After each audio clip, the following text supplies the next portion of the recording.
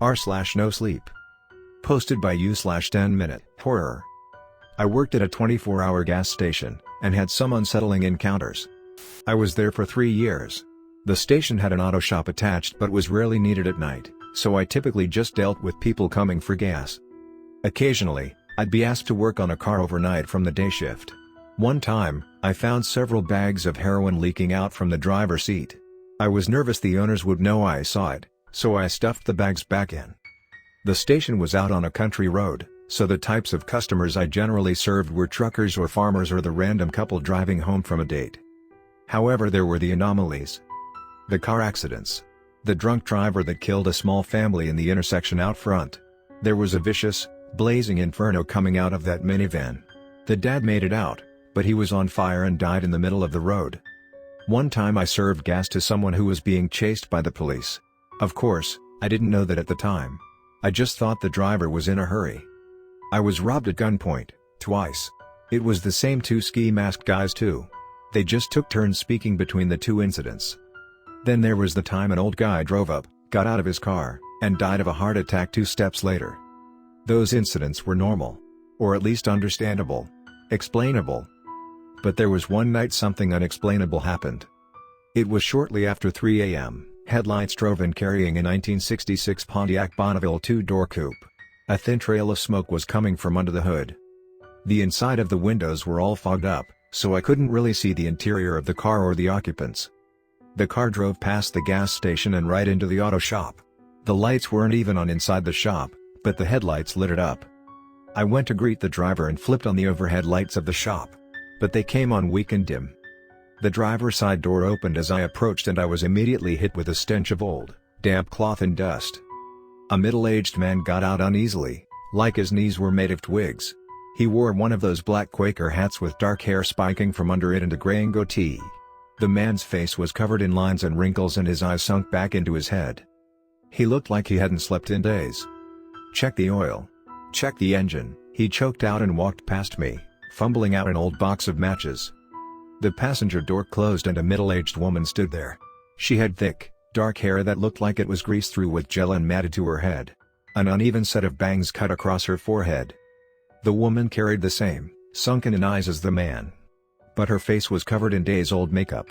Rosy cheeks, blue eyeliner, red lipstick.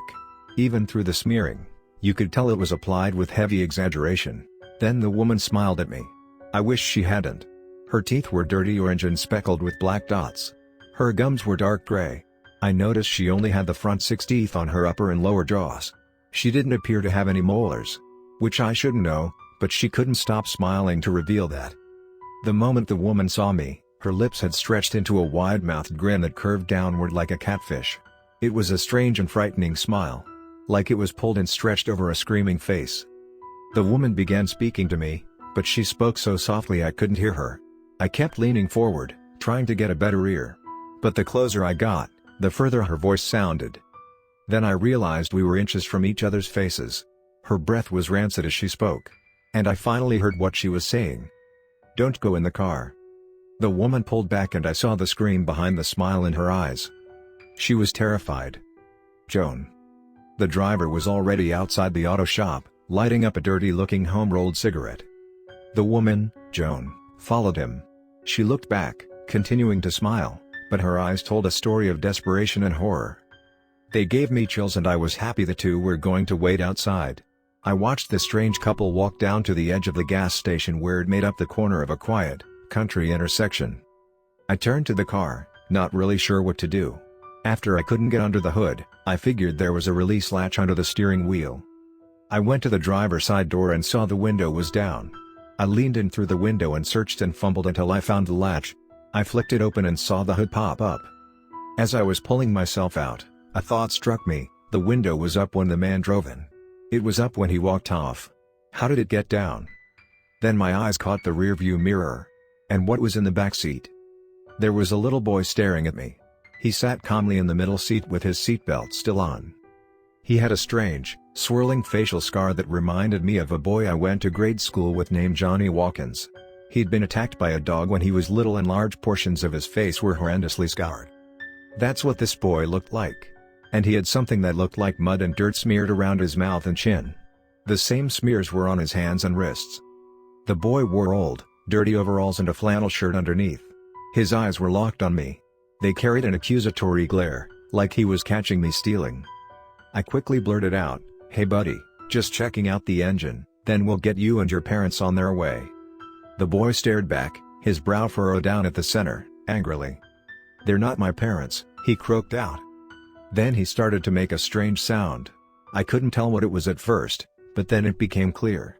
The boy was laughing in his own, odd way. It was like his breath was hitching up repeatedly during the inhale.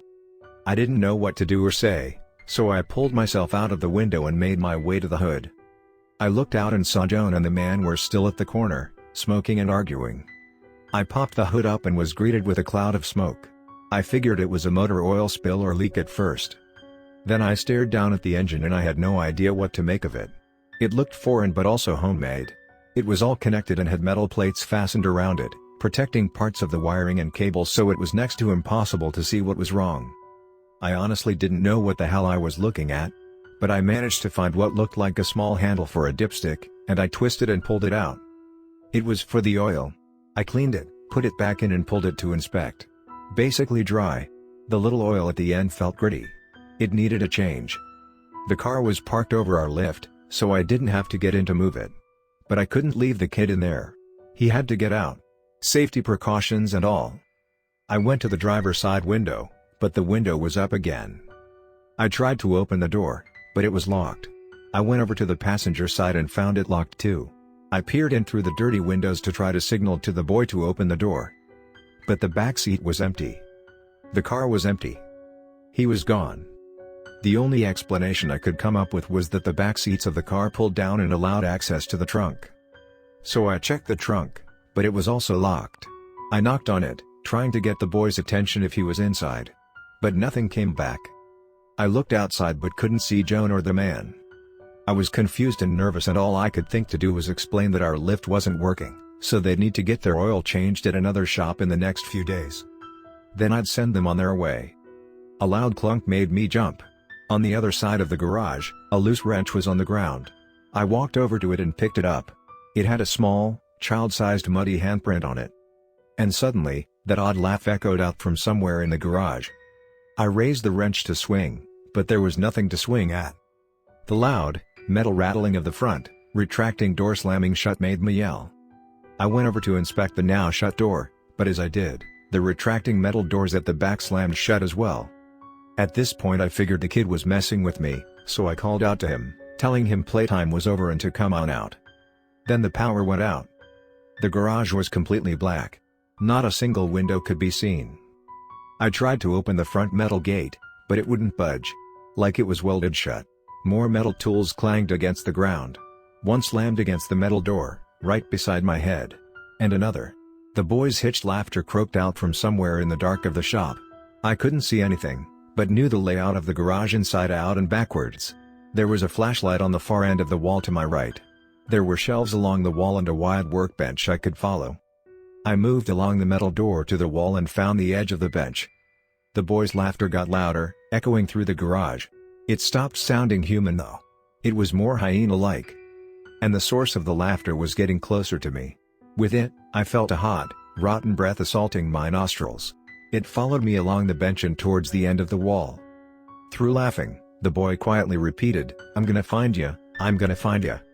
My foot hit what felt like a ratchet wrench, which loudly skittered across the metal grating on the floor. "Was that you?" the boy squealed out. Realizing I still had the wrench in my hands I first picked up, I threw it across the garage, hoping to hit the back wall and cause a distraction. It left my hand. But it never landed. "There you are," the voice called out through laughs. Something shuffled behind me. I hit the end of the bench and reached up, knocking over multiple tools and causing a series of loud crashes. But I didn't care. I felt the flashlight grip and turned it on, spinning and pointing the light behind me. I wished I hadn't. The boy was 2 feet from me. I only saw his face for a moment, but that was enough. The boy's facial scar had unraveled, like layers of extra skin and some strange face scarf covering. Only the fleshy layers were actually attached to him, and contained rows of needle-like teeth on the inside. When the skin flap opened, It tripled the original diameter of his mouth. I screamed and fell backward. I expected to hit the ground and immediately have the boy's frightening mouth biting down on my face or neck. I hit the pavement outside the garage instead. The lights of the gas station poured over me.